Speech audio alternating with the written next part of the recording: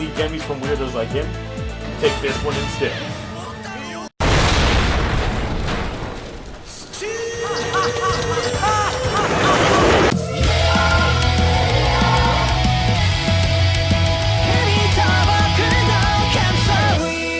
This week, we're back to pacing that is pretty slow, just to flesh out Grumpy Girl and Spanner Kuragane, who should probably take a seat right over there.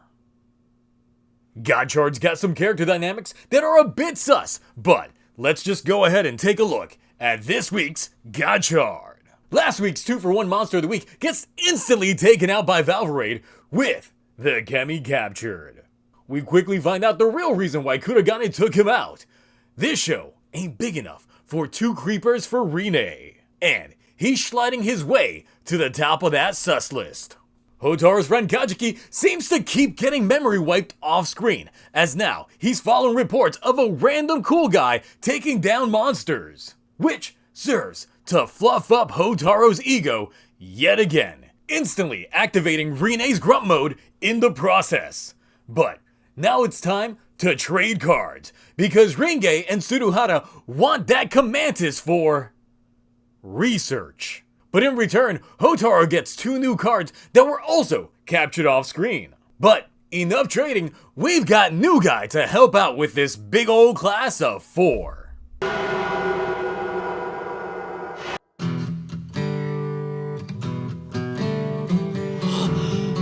How do you do, fellow kids? That's right, Spanner sussed his way right into Rine's class.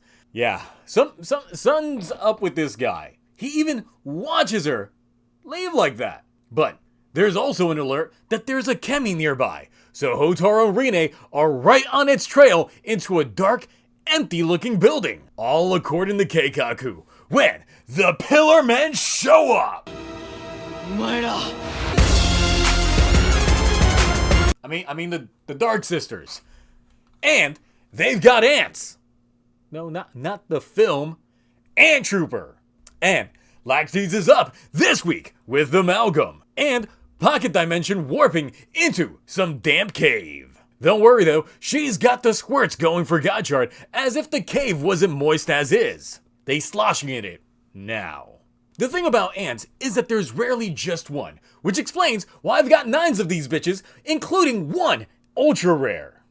The ant attack drives them to make the difficult choice of left or right. Well, difficult for Hotaro, as Rine already left and then left again, until being ambushed, and Gotchard gets got. Though it seems Lactes knows just how to get under Rine's skin, since she knows she's learned her magic tricks from her daddy. And her daddy was the one that gave Hotaro the driver, and he's also dead, sending Rine into the deepest pits of despair. Luckily, the Sasuke Maru card that Hotaro got earlier comes in clutch with the invisibility cloak. This allows much needed time for Rine to cope with her daddy issues, since he taught her one way of living and did just the opposite. Not to say that Hotaro doesn't have daddy issues of his own, because he does, but his mom makes it worth it. Also, with what Hotaro remembers of Rine's dad, she talks herself into believing that he's still alive.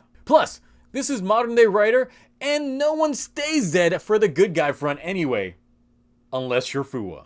Okay, enough emotion! Let's get back to the action with all the bugs showing up. So it's time to pull out that new card duo with a combination that still hasn't gone through Toei's prop department, so here's Floating Render instead. Taking down 1 ant with ease and swallowing the other in itself. But here's that Rine assist to pull out the brand new Venom Mariner form. It's got the powers of projectiles just to get the other one got. But it's Lactes that's got Rine, and all she wants in return is that driver, which Hotaro just quickly gives up.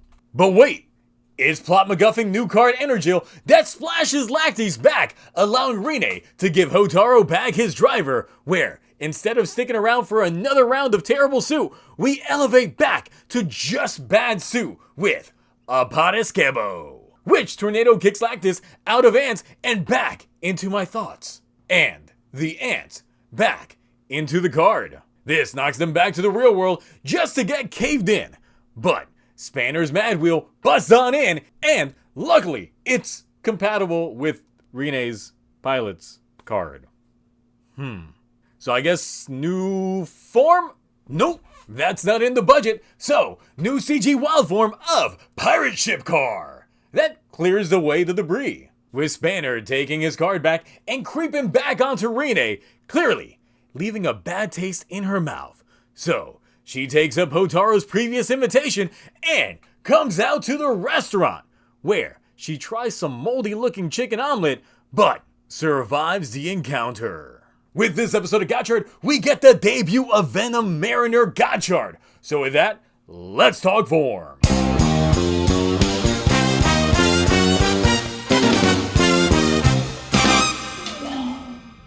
Rating time!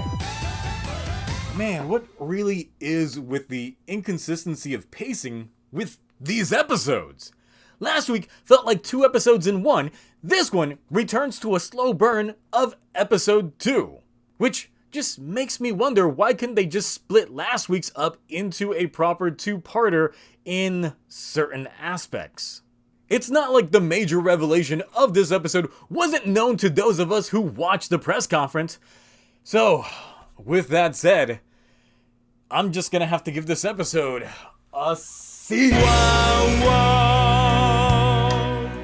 This show is really starting to lose me when it comes to what's going on here, which is very minimal at that.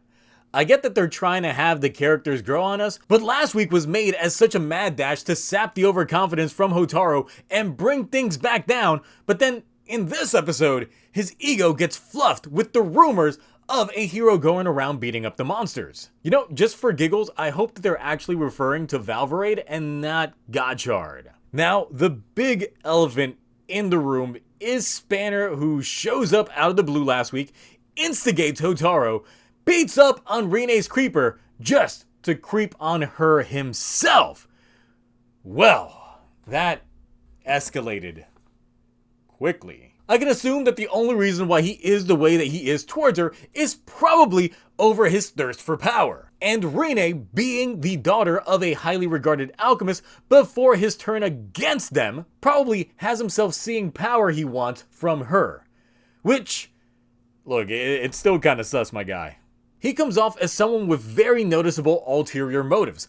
But what are they? Obviously, we don't know, it's too early to tell, we can only speculate. But it's like I said last week, I really feel that the Alchemist Academy as a whole is probably not on the side of good as they perceive themselves. While on that front, the school itself is really just lacking in the school functionality whatsoever. They really aren't learning much about alchemy as a whole, and it really just seems like after school hangout session, with Ringe and Tsuruhara really just there for decoration. Since we already knew that the guy that gave Hotaro his driver was Rine's father, the reveal wasn't that major from an audience perspective. But they at least did not hold on to the secret for too long, and Rine's somewhat emotional breakdown was a little warranted. But my takeaway from this is more beholden to the information the Dark Sisters know, since they were well aware of Rine being Fuga's daughter. This tells me that they have their own ties to the Alchemist Academy prior to Fuga's disappearance 10 years prior. I'm honestly more interested on what the Dark Sisters' backstory is out of anything else going on with this show. Even from the outset, they were the most interesting aspect for me. Out of the characters so far, let's do a quick breakdown. Kajiki is just busy being involved with Kemi dealings and getting memory wiped off screen.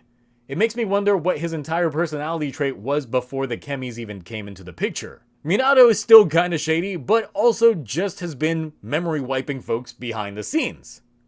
Like Kajiki. Ringe wears weird hats. Tsuruhara is doing shit to Kemis behind the scenes. Which, combined, these two probably have spent more time in wardrobe and makeup than they actually have been on set. Spanner, on the other hand, is trying to be the main character in Rine's life. And Rine goes from grumpy to understanding to grumpy again, and Hotaro always finds a way to be happy and fluff himself up. Oh, and his mom is still Dahlia Ketchum from Pokemon.